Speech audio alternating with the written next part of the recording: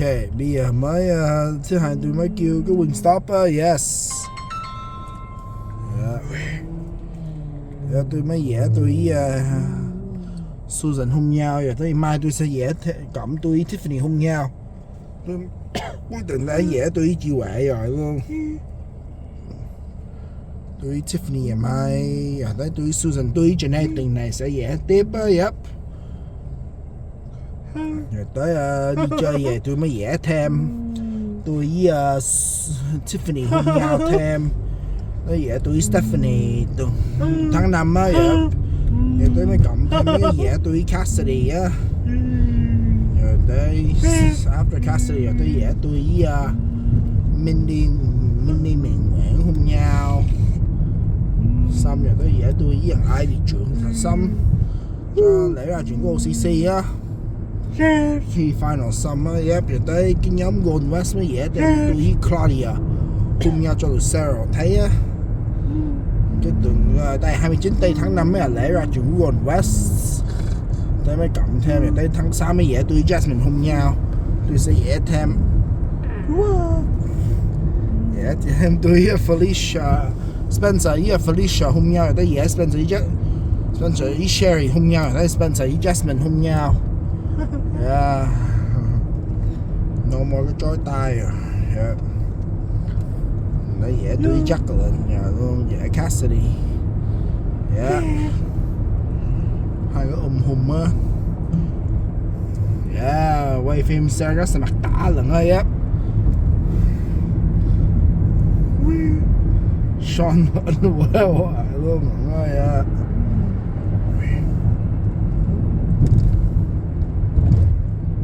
Yeah, tôi sẽ quay Sarah luôn.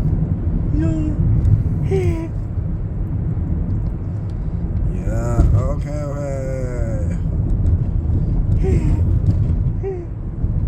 So yes, thêm mấy cái ôm. Yeah.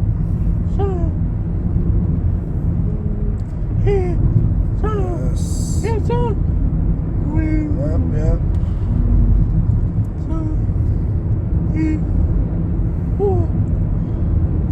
Vẽ mấy hình đó, yeah.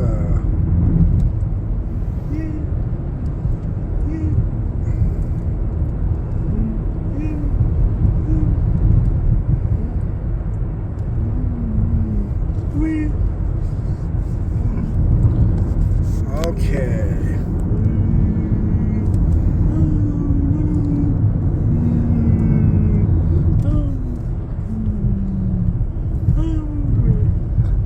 Yep.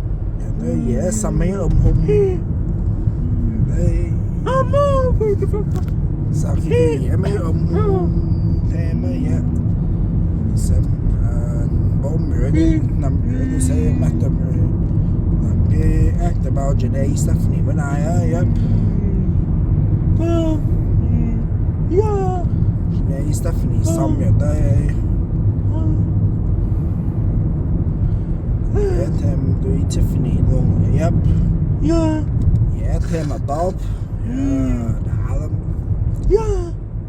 Okay.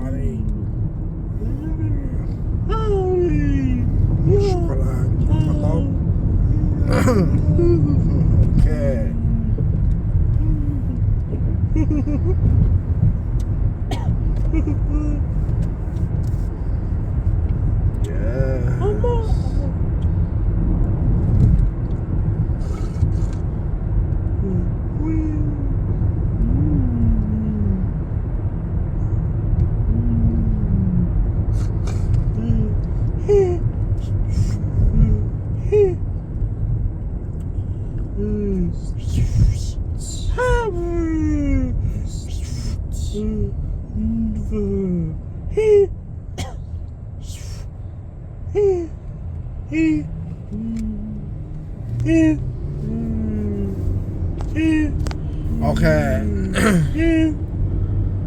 Alright.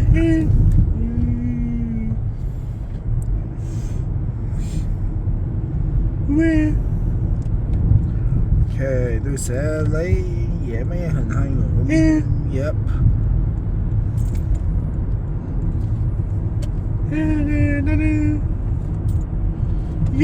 Catherine. Yep, mấy dẻ xong rồi tới dẻ Tiffany hôn nha. Tôi mấy dẻ đem tôi Tiffany hôn nhau luôn. Yep.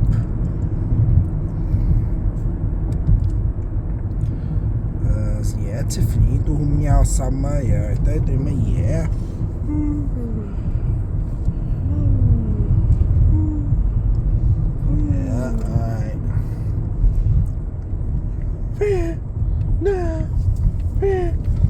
Alright, yep. Starburst tuần rồi cũng đi rồi luôn á, yep. Hay bây giờ cuối tuần này bữa thứ bảy đi Strauss mua kẹo rồi luôn rồi, bye nha.